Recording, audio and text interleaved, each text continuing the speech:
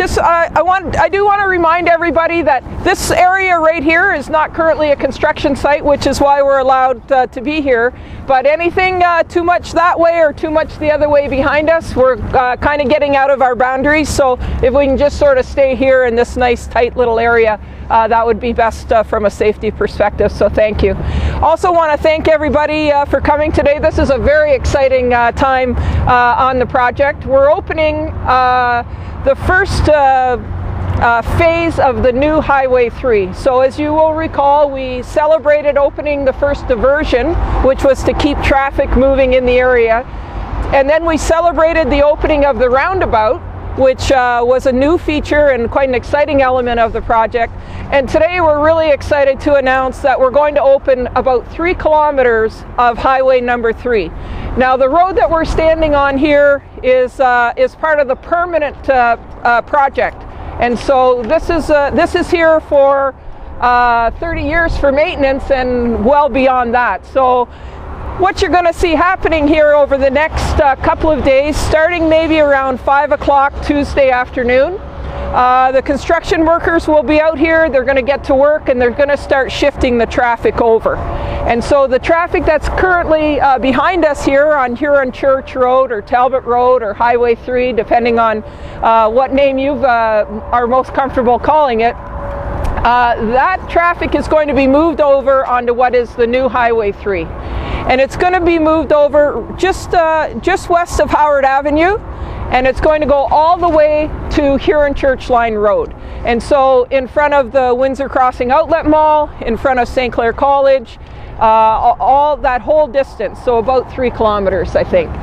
So I'm here today with very senior representatives of PIC, Mr. Hatchell, who's responsible for the construction aspect of the project. Also, Roya is here from WEMG. Garfield is here from MTO. Thomas is here from IO, and then a bunch of other ministry staff.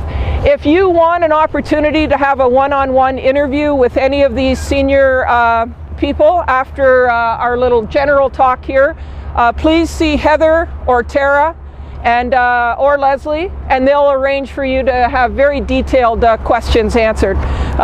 Primarily engineers, and so you'll get all the construction type detail that you need.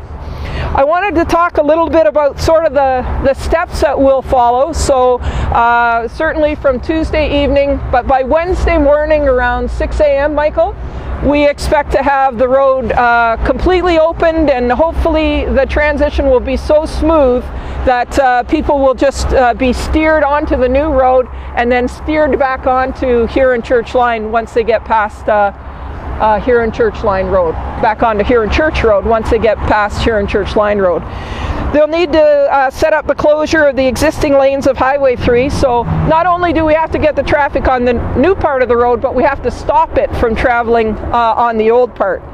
The right lane of Highway 3 headed to 401 will be open, so we'll open this lane, the one we're standing on, first. Traffic will be fully shifted onto this, and then Sandwich West Parkway, where we've had that rather complicated diversion, that will all be taken out, and it'll be a straight shot back how it was initially. So Sandwich West Parkway will reopen. Diversion 11, and that's the new Geraedts Drive in front of St. Clair College. It's just a little further to the west than what it is now. That'll be opened as well. Montgomery Drive, right where we're standing here, these people will now have direct access onto Highway 3 again. And if all goes well, the entire section of Highway 3 with the associated intersections will be fully open well in advance of morning rush hour. Right, Michael? It'll be open tomorrow, Wednesday for sure, is the plan.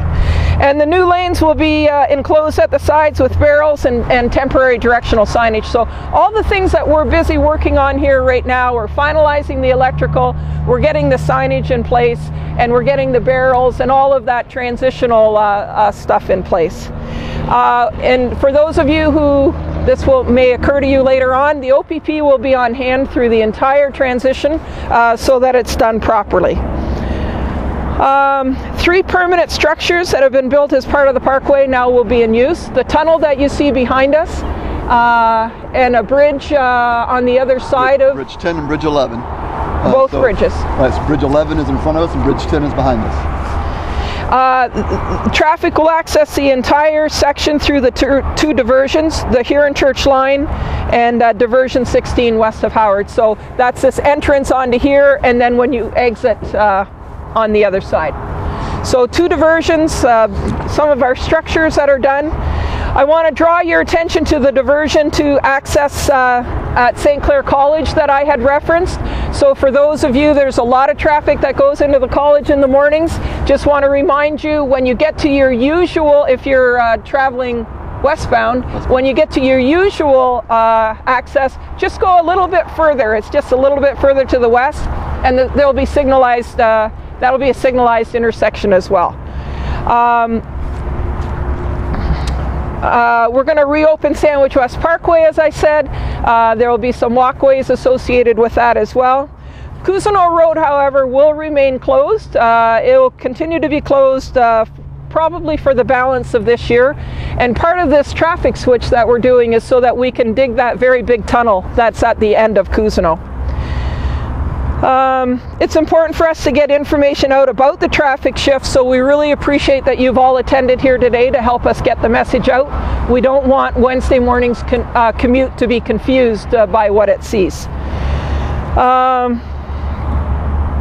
I wanted to talk maybe just a little bit about this drawing here.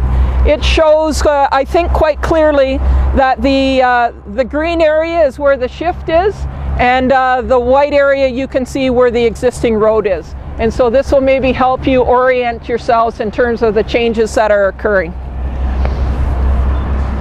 Again, we want to continue to work as quickly as possible to complete construction so that Windsor and Essex County can start enjoying all of the benefits that are associated with this project. And I have to commend the constructors that this is certainly a huge step in this process, and I hope the community will remain patient and understanding with us and work with us, continue to work with us as well as they have so far in this project. Again, our website, you can get all of the information off our website. The new, because of the name, because it's now the Right Honorable Herb Gray Parkway, our website has changed from WE when it was Windsor-Essex Parkway now to HG, so Herb Gray Parkway. Just one other thing I should mention, I know that there's been a little bit of concern over how will people, pedestrians get between Windsor Crossing Mall and St. Clair College. And I wanted to bring to your attention, and in your media packages, there's information on new pedestrian trails that have been constructed for that purpose. So you can now walk in a loop around the road on the north side, on the north side of the road from the mall to St. Clair College, cross at the diversion, and continue back on the south side of the road back to Windsor Crossing Mall. So that's an upgrade, you know, an incidental benefit, I think, of the project where there was never that pedestrian access, and it's present and will be open to the public Wednesday morning along with the shift. Okay? Anything else, Michael? No, it's just a big push just to get this thing open and working with the ministry to have it happen on schedule and on time. And it's been a partnership in that process to make it happen.